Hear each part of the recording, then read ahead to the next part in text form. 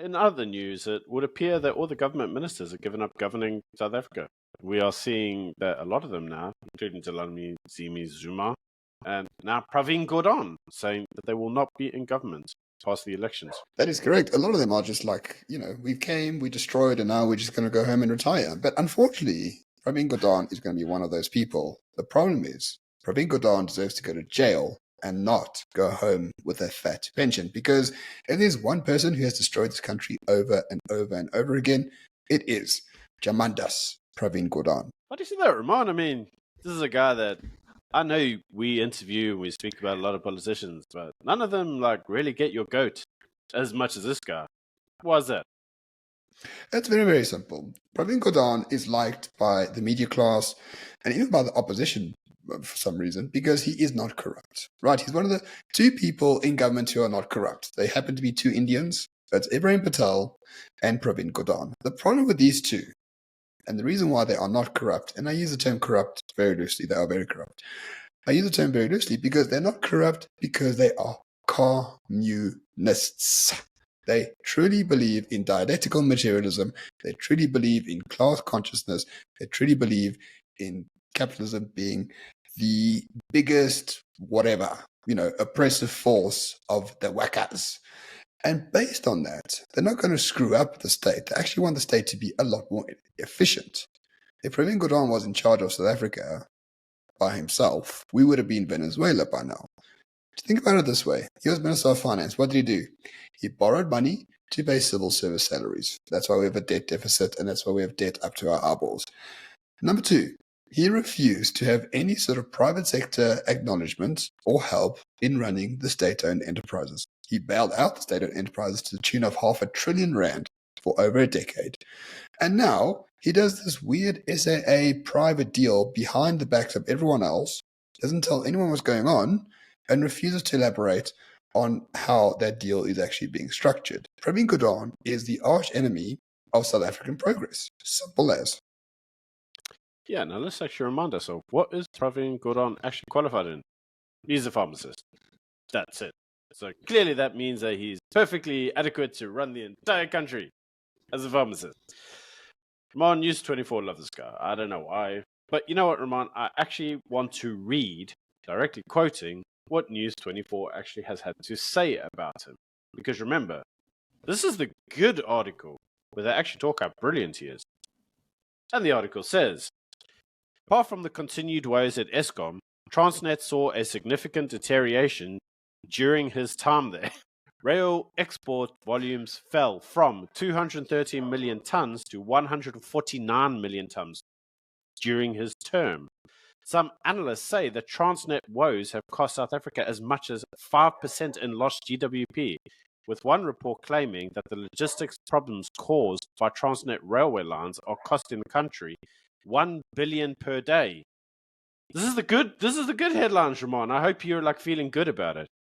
It further says, Gordhan has been criticized for a controversial decision to sell 51% of SAA for R1 to, that BE consortium, which was supposed to inject 3 billion into the business. The deal was announced in 2021, but is still not concluded because commies, I suppose, and has been shrouded by secrecy.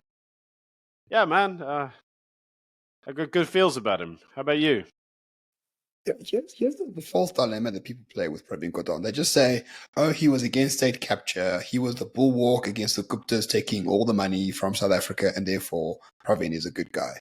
No, Pravin is not the good guy. Under the Guptas, we had more economic growth than we have now with Pravin as Minister of Public Enterprises.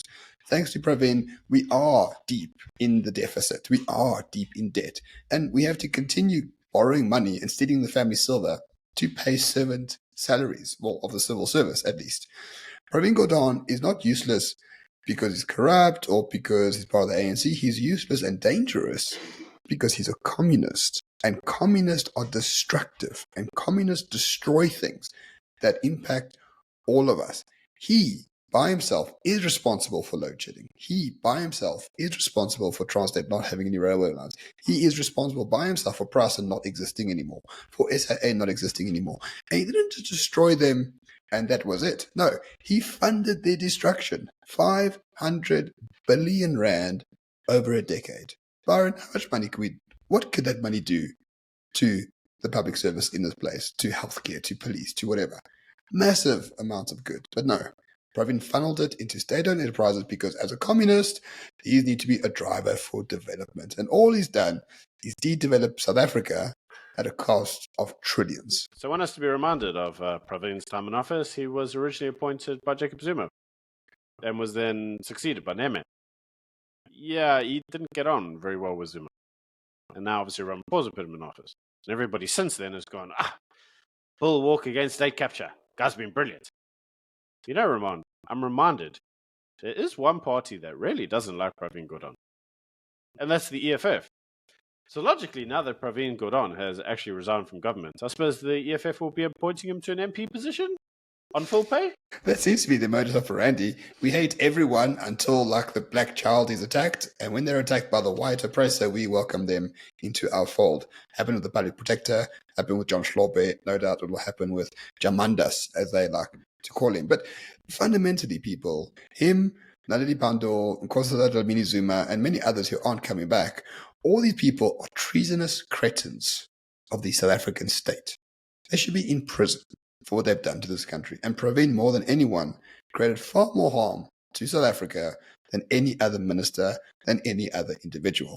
Forget about state capture, forget about Sarafina, forget about AIDS doesn't cause HIV or from Thabo Mbeki. All that shit doesn't matter. Pravin had the country's finances in his hands for over a decade and completely blew it up for everyone. He is one of the main reasons South Africa is retardadistan. Yeah, but one has to conclude at the end of this that all these ministers are looking at the mess that they themselves have created over 30 years and think to themselves now, yeah, fuck this, I'm not doing this anymore. I can't fix this, and so they're all retiring. So, retardadistan. Very much so. And so, Byron, what we should do is have a coup, you and I, become the only white presidents in the South African continent, on the African continent, that is, and send them to the gulags where they belong. Because that's exactly where they belong. Because treason has been a part of life in this country since 1994, and these are the architects of it.